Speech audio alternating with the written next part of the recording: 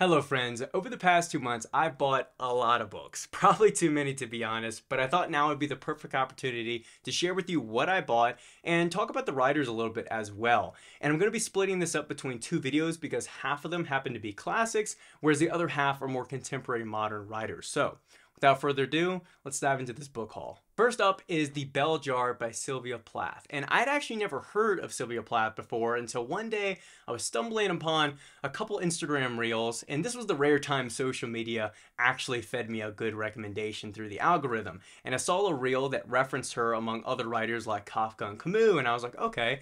I checked her out, and little did I realize how influential she was upon one of my favorite writers, David Foster Wallace. So Sylvia Plath is one of those mid-20th century kind of moody writers is how I would describe her, where she has an incredible poem collection and a bunch of novels that all kind of center around this those similar emotions that we associate with Kafka, or these very disturbed writers, I would say. So a lot of her writing, from my understanding, circles around those kind of moody themes: emotional, suffering, suicide, death, those kind of heavy themes. And unfortunately, I tend to find that those more disturbed and tortured souls end up making some of the greatest writing and art that we are able to appreciate in society, whether it's Sylvia, David Foster Wallace, Kafka's a great example, Dostoevsky, Tolstoy, all these people that dealt with a lot of trauma and dealt with a lot of internal pain ended up creating amazing books that we all appreciate and find a lot of solace in. So Sylvia is another great example. And another side note about her specifically is that if you are a lover of David Foster Wallace and Infinite Jest like I am, he actually kind of incorporated her into Infinite Jest. So Kate Gompert is very much, I think, based off of Sylvia Plath. And even Hal's dad, James Ingendenza, his suicide was kind of based off Sylvia's, unfortunately. She had killed herself by putting her head in an oven, whereas in the book, James Ingendenza put his head in a microwave. So again, you see a little bit of where that influence kind of shined into Infinite Jest. So overall, really excited to dig into more of Sylvia Plath's work. Speaking of David Foster Wallace, the next two works are both written by him, the first of which being Girl with Curious Hair. And this is a collection of short stories. I believe this is his second published work after The Broom of the System. And after reading the mega novel that is Infinite Jest along with The Pale King, I was curious to see what his short stories are like. And they're very short, very digestible. As you can see, I'm already about halfway in and I've read a number of them.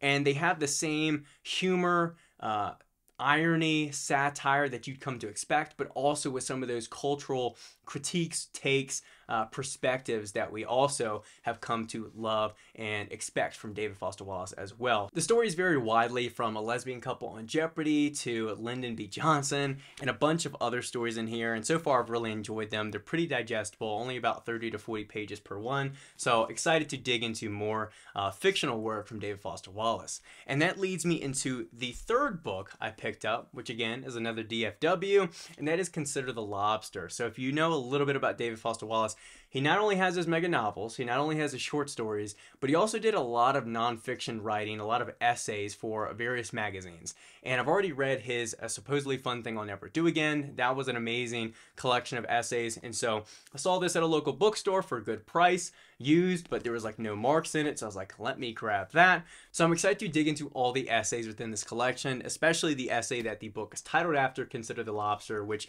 one of the magazines had paid for him to go to this lobster festival.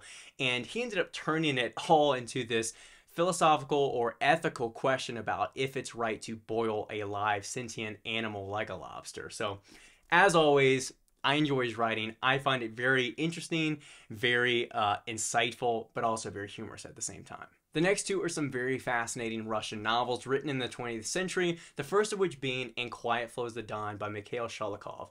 And I gotta admit, I actually already finished this book, and it got a 5 stars, so spoiler alert there. But without giving a full review, this book is phenomenal. I'd never really heard of the Cossacks along the Don River in Russia. I didn't know a ton about Russian culture. I've only read some Dostoevsky and Tolstoy, and I think Sholokhov is right up in there with the Mount Rushmore. It's hard to put him on there and knock off Pushkin or Gogol or something like that, but Sholokhov is a phenomenal follow-up. If you love Dostoevsky or Tolstoy, I think you love this book. It follows, like I mentioned, the Cossacks, which are skilled horsemen and warriors that lived along the Don River and lived a more agrarian lifestyle. And it follows that culture, that kind of set of villages. And it follows them not only through time of peace, but also through World War I. It follows them through Russian Revolution and civil war within the country. Within the novel, there is kind of a main character and main family that you're following, but there's a bunch of different characters and perspectives you get. It's philosophical with the idea of communism and also questions of morality and ethics within World War I and, you know, killing for elitists and, you know, questioning why we're even doing this. But at the same time, it's highly descriptive of trench warfare. I found it to be just riveting the way and graphic detail how things were described, and I found myself not wanting to put it down. So again, I don't want to turn this whole video into a review of And Quiet Flows the Don, but phenomenal. It's broken up into 4 parts. I can't recommend it more. And again, that's And Quiet Flows the Don by Mikhail Sholokhov. And the last book for this video is The Master and Margarita by Mikhail Bulgakov. Hopefully I'm pronouncing that right. But another novel that's centered around 20s, 30s in Soviet Russia. So you know it's going to have heavy themes and a lot of questions about morality, ethics, community, all of that. And from my understanding, the book centers around a lot of that ethical question about good and evil. Does pure good really exist? Does it kind of come out of evil and vice versa? So all this kind of ethical questioning going on within the book, but very, very excited to read this. Again, love to dig into more Russian authors beyond the classic, and for a good reason, classics like Dostoevsky and Tolstoy, and get into some more contemporary writers as well. So I've had this recommended, I think, in my comment section at some point, but very excited to dig into this book. So that's it for part 1 of this book haul, and be sure to check out my video next week where I'm going to be discussing these 5 classics I just bought, because some of them are really unique. I haven't seen them talked about that often, so excited to discuss those with you.